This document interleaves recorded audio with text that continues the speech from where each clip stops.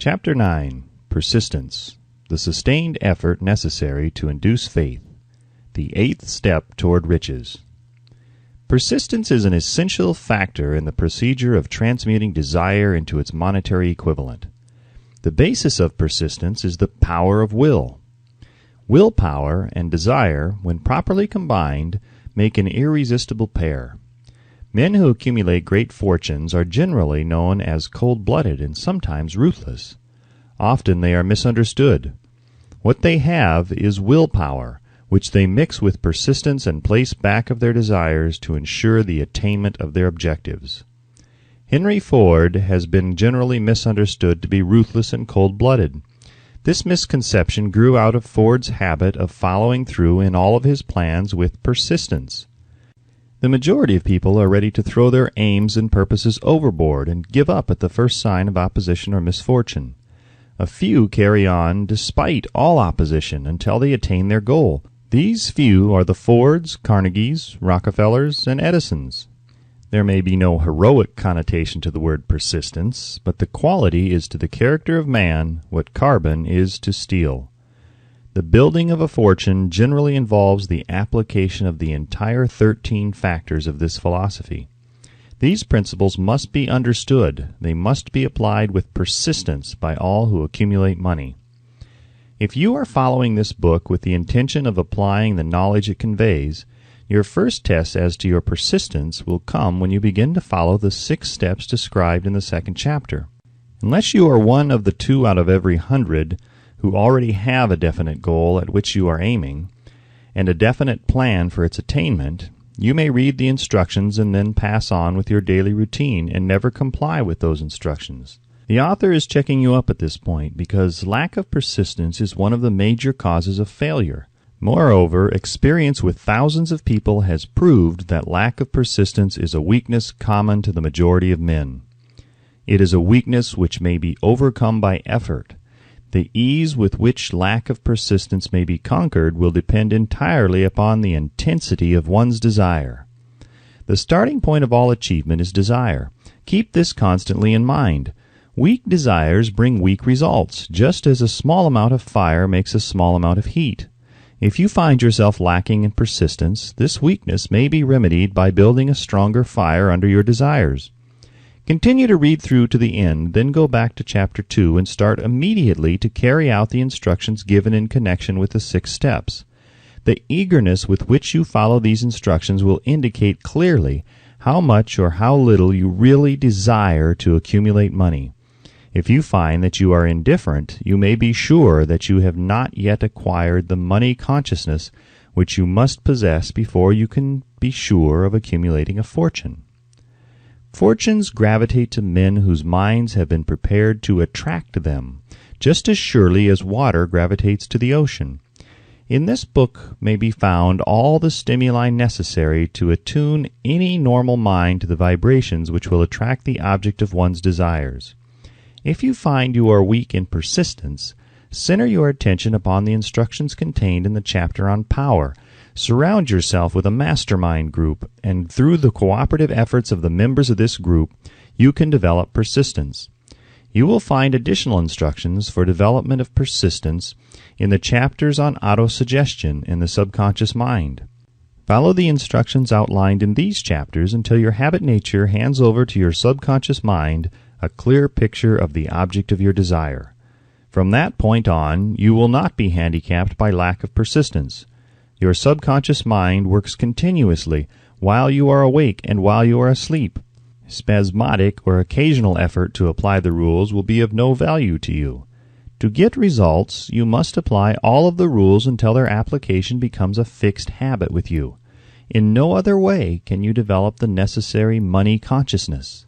Poverty is attracted to the one whose mind is favorable to it, as money is attracted to him whose mind has been deliberately prepared to attract it, and through the same laws.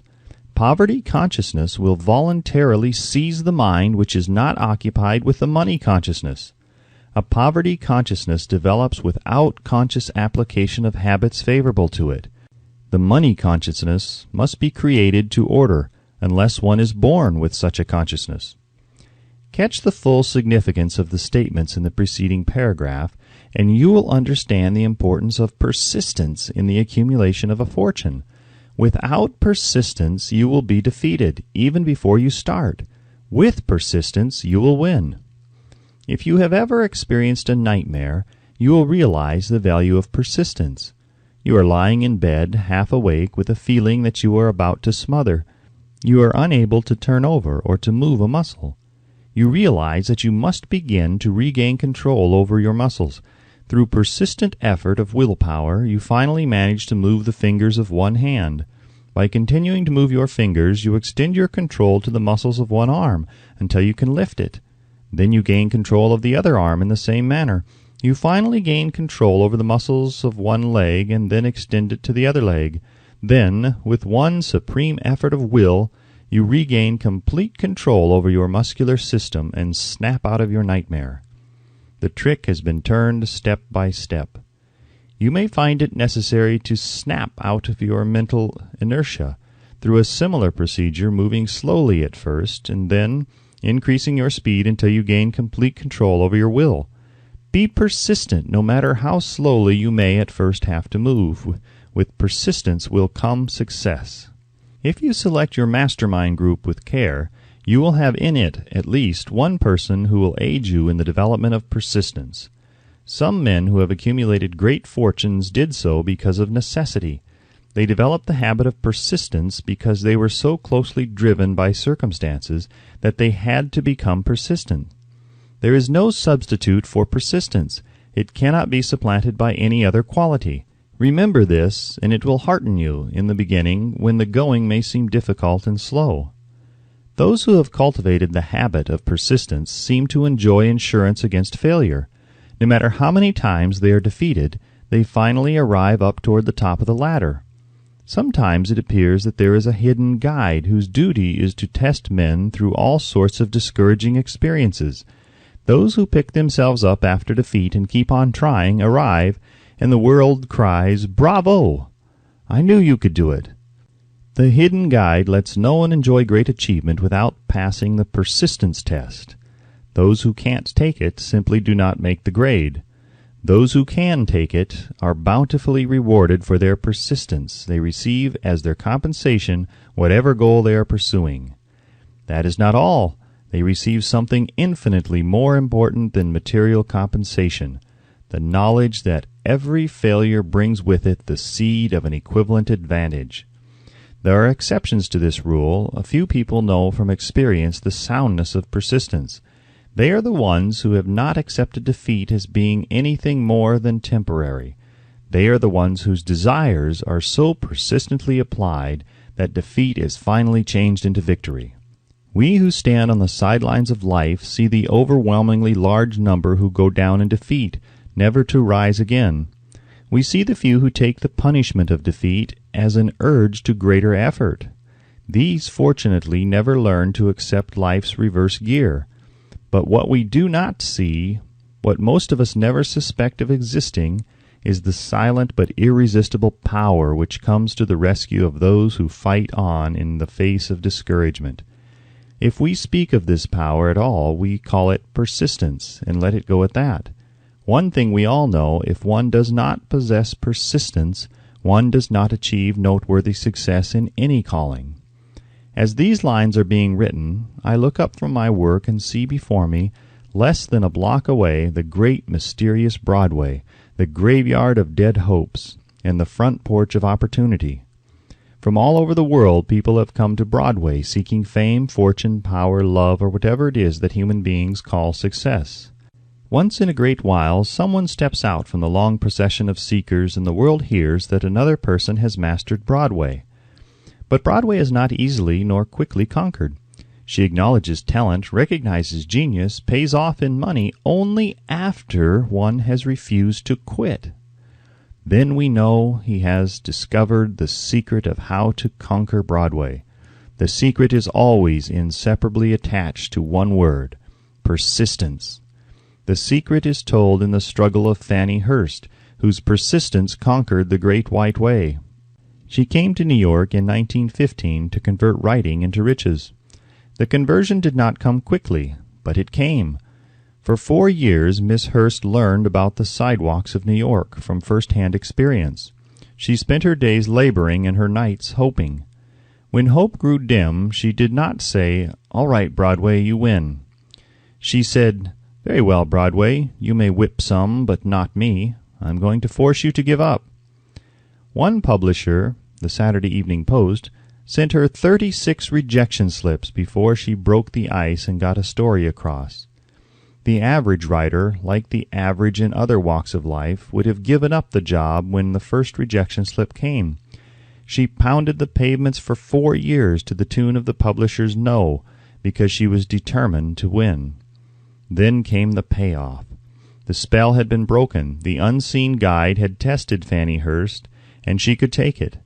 From that time on, publishers made a beaten path to her door. Money came so fast she hardly had time to count it. Then the moving picture men discovered her, and money came not in small change, but in floods. The moving picture rights to her latest novel, Great Laughter, brought $100,000, said to be the highest price ever paid for a story before publication. Her royalties from the sale of the book probably will run much more. Briefly, you have a description of what persistence is capable of achieving. Fanny Hurst is no exception. Wherever men and women accumulate great riches, you may be sure they first acquired persistence. Broadway will give any beggar a cup of coffee and a sandwich, but it demands persistence of those who go after the big stakes. Kate Smith will say amen when she reads this. For years she sang without money and without price before any microphone she could reach. Broadway said to her, "Come and get it if you can take it." She did take it until one happy day Broadway got tired and said, "Ah, what's the use? You don't know when you're whipped, so name your price and go to work in earnest." Smith named the price. It was plenty. Away up in figures so high that one's week's salary is far more than most people make in a whole year. Verily, it pays to be persistent. Persistence is a state of mind, therefore it can be cultivated. Like all states of mind, persistence is based upon definite causes. Among them, these. A. Definiteness of purpose. Knowing what one wants is the first and perhaps the most important step toward the development of persistence. A strong motive forces one to surmount many difficulties. B. Desire. It is comparatively easy to acquire and to maintain persistence in pursuing the object of intense desire. C. Self-reliance. Belief in one's ability to carry out a plan encourages one to follow the plan through with persistence. Self-reliance can be developed through the principle described in the chapter on autosuggestion. D.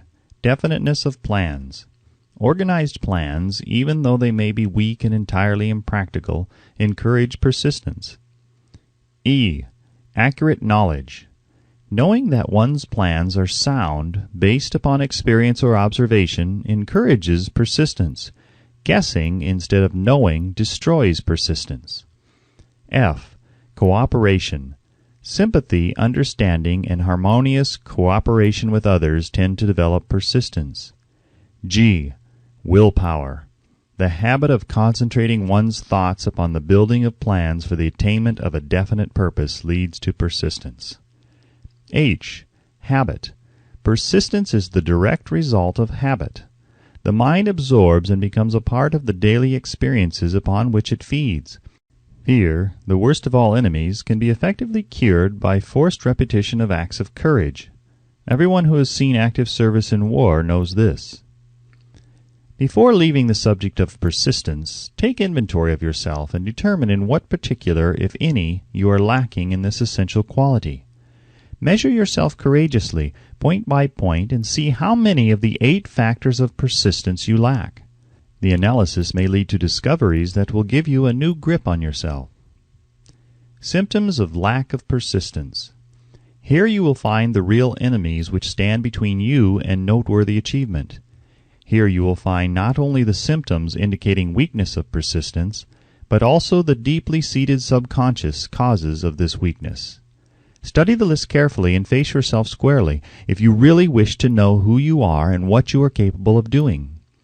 These are the weaknesses which must be mastered by all who accumulate riches. 1. failure to recognize and to clearly define exactly what one wants. 2. Procrastination with or without cause, usually backed up with a formidable array of alibis and excuses. 3. Lack of interest in acquiring specialized knowledge. 4. Indecision, the habit of passing the buck on all occasions instead of facing issues squarely, also backed by alibis. 5. The habit of relying upon alibis instead of creating definite plans for the solution of problems. 6. Self-satisfaction. There is but little remedy for this affliction, and no hope for those who suffer from it. 7. Indifference, usually reflected in one's readiness to compromise on all occasions rather than meet opposition and fight it. 8. The habit of blaming others for one's mistakes and accepting unfavorable circumstances as being unavoidable. 9. Weakness of desire, due to neglect in the choice of motives that impel action. 10. Willingness, even eagerness, to quit at the first sign of defeat, based upon one or more of the 6 basic fears. 11. Lack of organized plans placed in writing where they may be analyzed. 12. The habit of neglecting to move on ideas or to grasp opportunity when it presents itself. 13. Wishing instead of willing. 14. The habit of compromising with poverty instead of aiming at riches. General absence of ambition to be, to do, and to own. 15. Searching for all the shortcuts to riches, trying to get without giving a fair equivalent, usually reflected in the habit of gambling, endeavoring to drive sharp bargains. 16. Fear of criticism. Failure to create plans and to put them into action because of what other people will think, do, or say. This enemy belongs at the head of the list because it generally exists in one's subconscious mind, where its presence is not recognized. See the 6 basic fears in a later chapter. Let us examine some of the symptoms of the fear of criticism.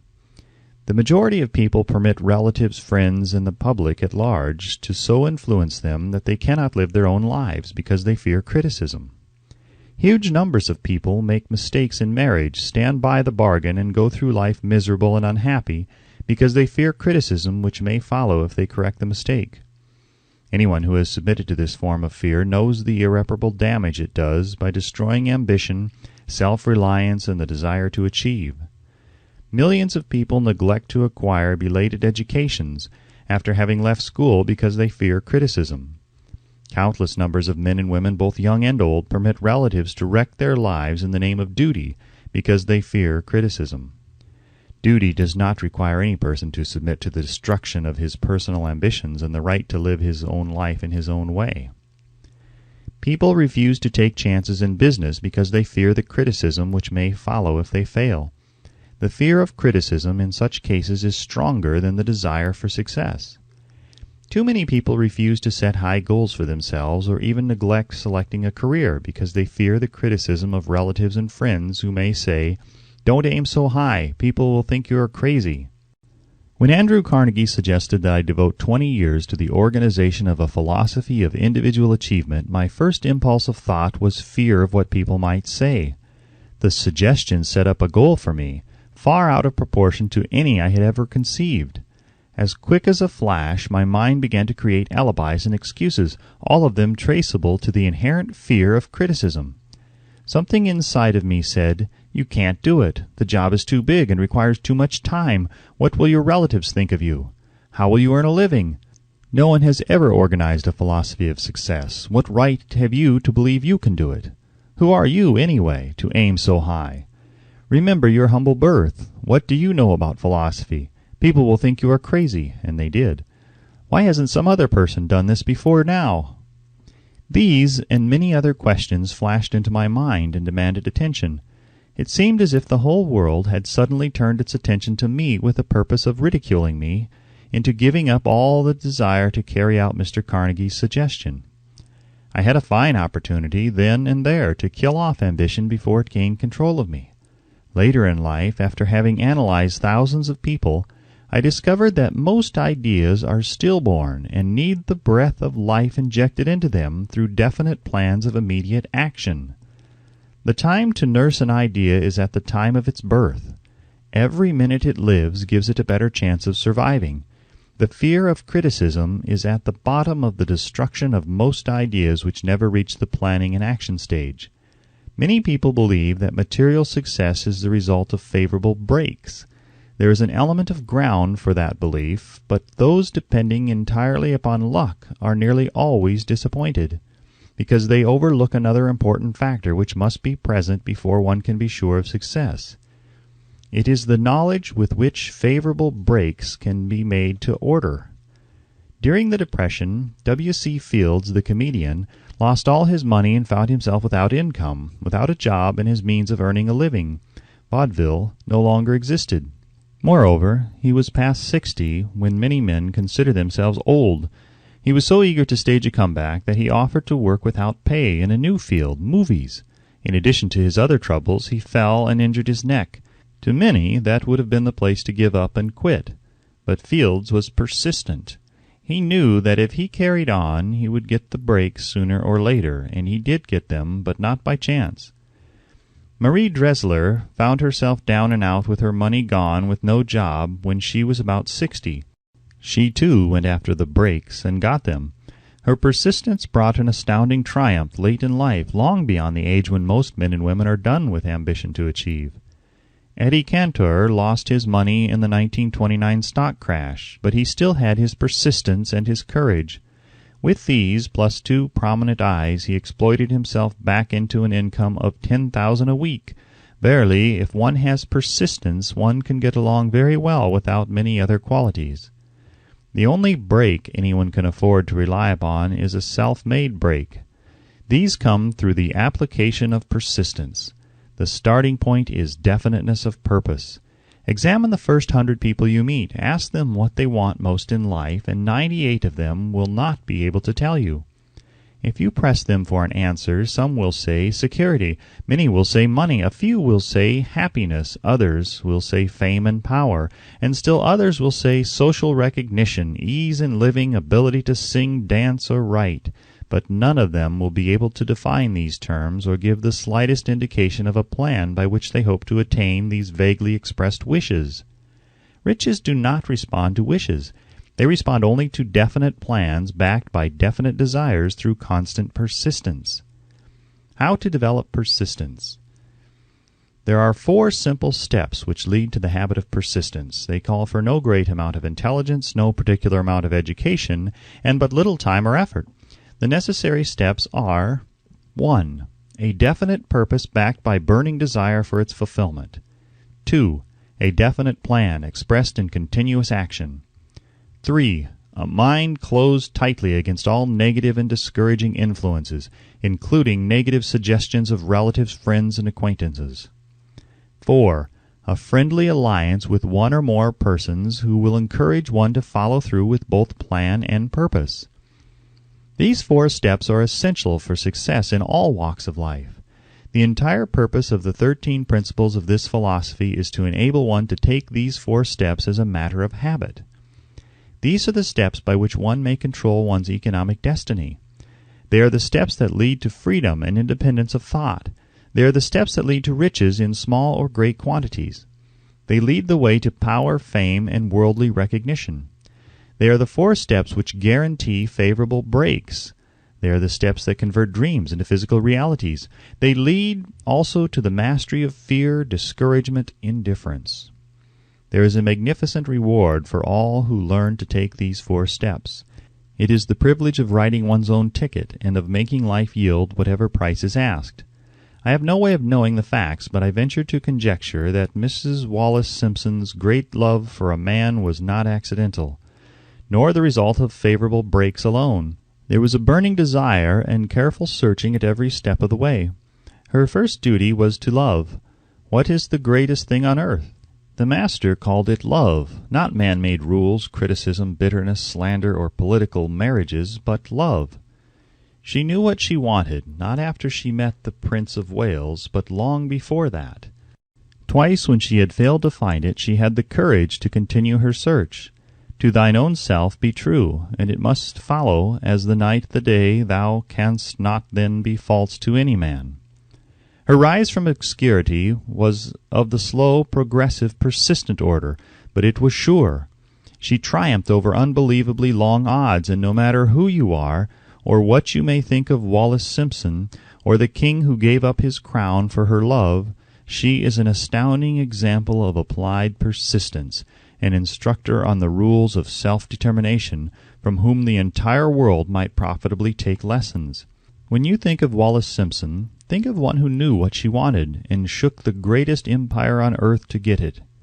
Women who complain that this is a man's world, that women do not have an equal chance to win, owe it to themselves to study carefully the life of this unusual woman, who at an age when most women consider old, captured the affections of the most desirable bachelor in the entire world.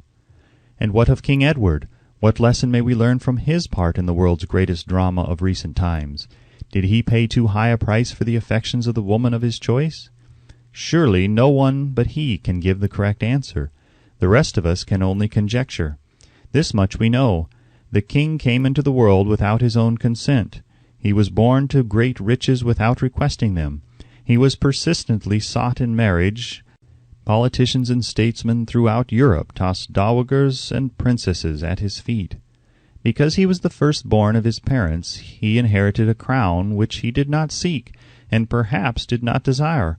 For more than 40 years he was not a free agent, could not live his life in his own way, had but little privacy, and finally assumed duties inflicted upon him when he ascended the throne. Some will say, with all these blessings, King Edward should have found peace of mind, contentment, and joy of living. The truth is that back of all the privileges of a crown, all the money, the fame, and the power inherited by King Edward, there was an emptiness which could be filled only by love. His greatest desire was for love. Long before he met Wallace Simpson, he doubtless felt this great universal emotion tugging at the strings of his heart, beating upon the door of his soul, and crying out for expression. And when he met a kindred spirit crying out for this same holy privilege of expression, he recognized it, and without fear or apology opened his heart and bade it enter.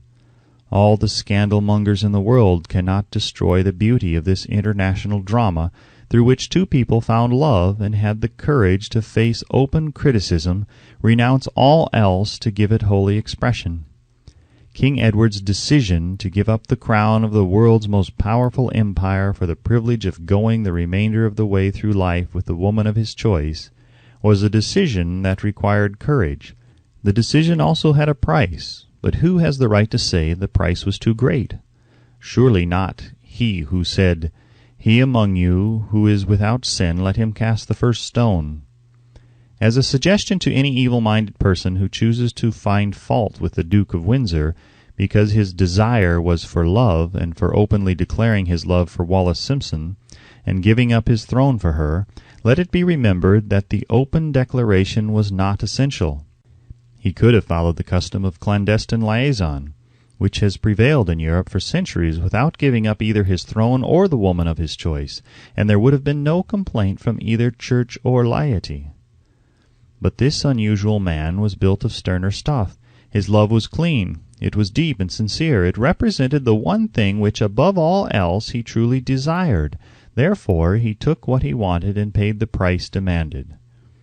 If Europe had been blessed with more rulers with the human heart and the traits of honesty of ex-King Edward, for the past century that unfortunate hemisphere, now seething with greed, hate, lust, political connivance, and threats of war, would have a different and a better story to tell, a story in which love and not hate would rule. In the words of Stuart Austin Weir, we raise our cup and drink this toast to ex-King Edward and Wallace Simpson. Blessed is the man who has come to know that our muted thoughts are our sweetest thoughts. Blessed is the man who from the blackest depths can see the luminous figure of love, and seeing, sing, and singing say, "Sweeter far than uttered lays are the thoughts I have of you." In these words would we pay tribute to the two people who, more than all others of modern times, have been the victims of criticism and the recipients of abuse, because they found life's greatest treasure and claimed it. Mrs. Simpson read and approved this analysis.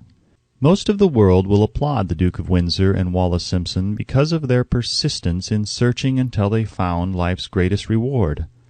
All of us can profit by following their example in our own search for that which we demand of life.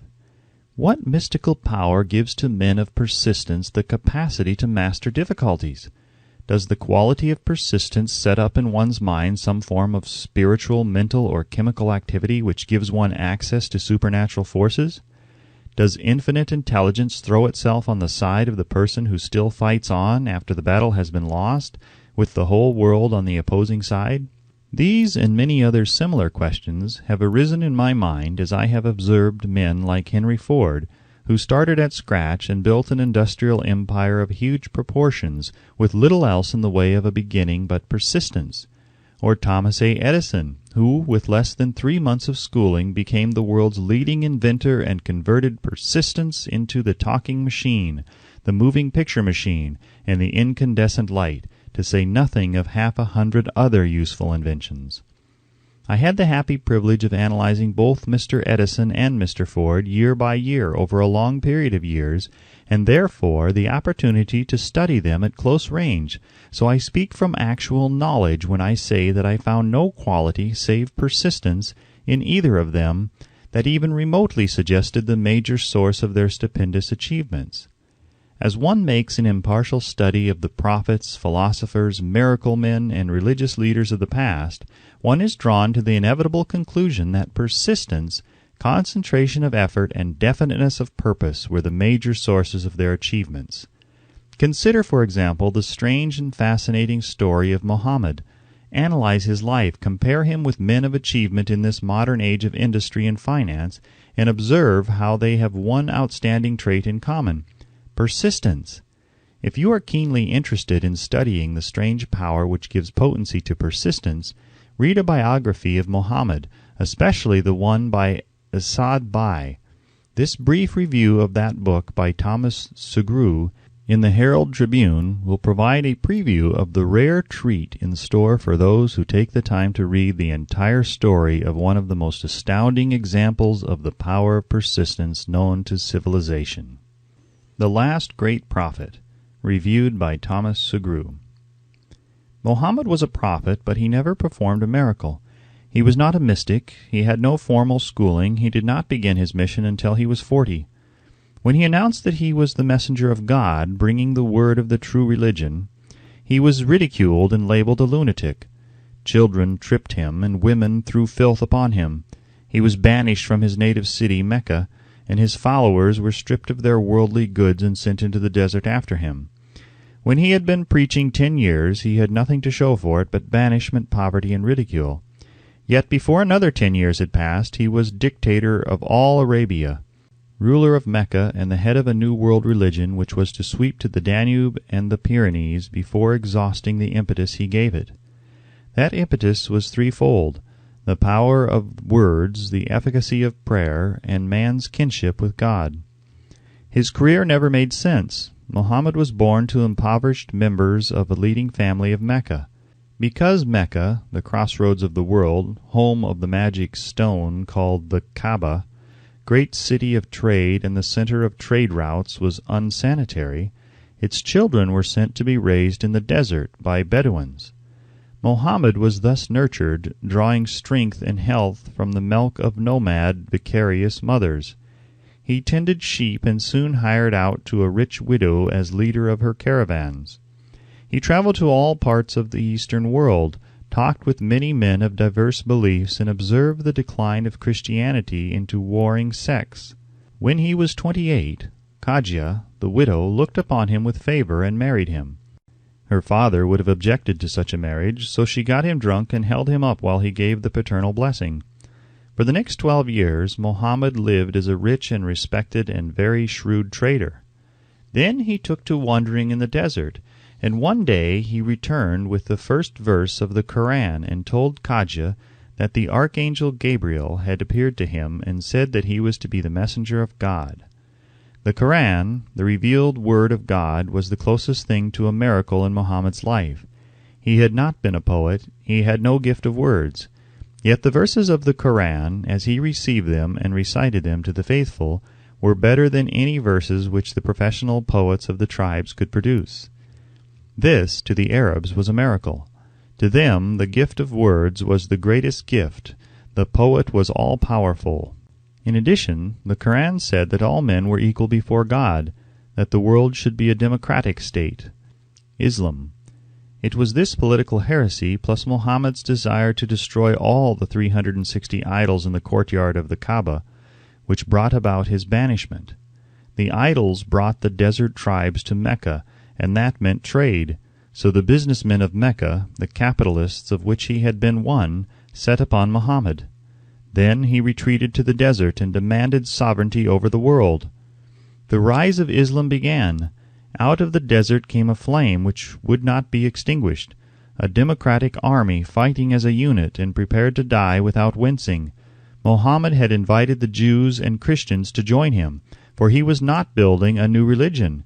He was calling all who believed in one God to join in a single faith. If the Jews and Christians had accepted his invitation, Islam would have conquered the world. They didn't. They would not even accept Muhammad's invitation of humane warfare. When the armies of the Prophet entered Jerusalem, not a single person was killed because of his faith. When the Crusaders entered the city centuries later, not a Muslim man, woman, or child was spared. But the Christians did accept one Muslim idea, the place of learning, the university.